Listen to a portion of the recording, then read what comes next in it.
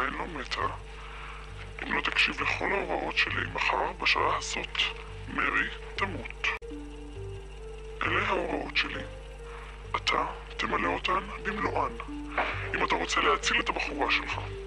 אם אתה לא עוזב את מרי ומתרחק ממנה עד חצות, מחר היא תמות. אם מרי זוכה בתואר דוגמנית השנה, היא תמות מיד אחרי הטקס. אם תלך עם הקלטת הזאת למשטרה, היא תמות.